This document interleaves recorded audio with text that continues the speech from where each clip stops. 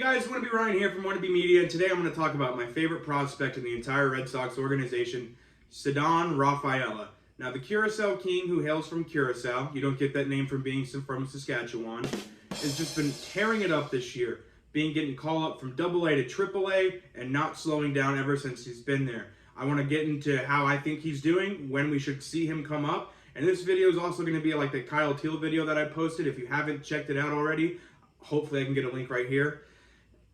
It's going to be one of those videos where I'm just kind of going over it while we go ahead and bless you with some CEDANNE RAFAELA highlights. He's an electric player to watch, so this is going to be a very fun video for you guys.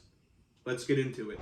CEDANNE RAFAELA is one of the hottest prospects in all of baseball, and to me, he's the #1 prospect in the Red Sox organization currently.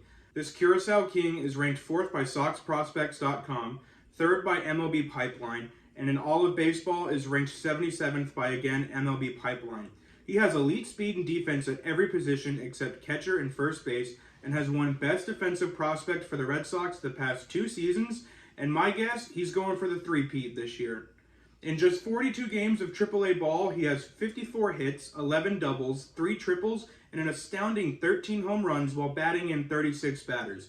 He's almost an RBI a game player. While his steals may have gone down in AAA, he did have 30 in Portland before making the jump not too long ago.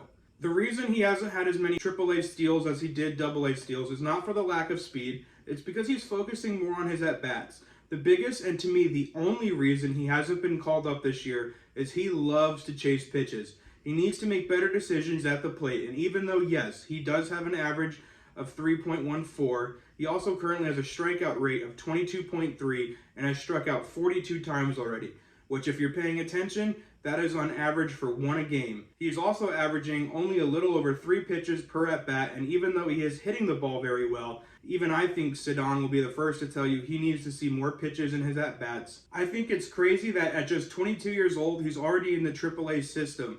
Now, this is a player that obviously signed out of Curacao and was not a college prospect or was a player that was drafted. So for him to already be up here at 22 and either going to be making the Red Sox in September or next year for sure is something that is to not go unnoticed. I do think the Red Sox, though, are looking at the big picture and want him to be a complete player for them. I personally think it would be a shame to not see him in Boston this September, because not just of his offensive, but I think he is a complete baseball player, meaning that he understands the fundamentals of the game and has elite defense at multiple positions, playing not just shortstop and outfield for Worcester so far this season. And in 42 games, he has a combined 0 errors at both positions. I think he's so good defensively that even if his bat speed and his bat is not all there for the majors, we currently desperately need defense, and that is something that he definitely would bring to the table. Even if the Red Sox call him up this September just to let him soak it all in, explore Boston, and he's still bringing that defense, I think that's a plus. There's nothing, in my opinion, that can make this team worse by calling him up. Let's not act like the Red Sox are this offensive juggernaut and he's going to blow it for us. You blew it! Let's not act like we're a godsend on defense and he's going to blow it for us. You blew it! Giving him this exposure is exactly what I think he needs, and I think it would even help out Chaim Bloom make roster decisions this offseason with free agency just around the corner. All in all, if the Red Sox are going to break our hearts yet again and miss the playoffs, at least let me see CEDANNE RAFAELA, the Curacao King, in Boston this season. So guys, even though this is a small community right now, I am curious in what all you guys believe what we should do with Rafaela.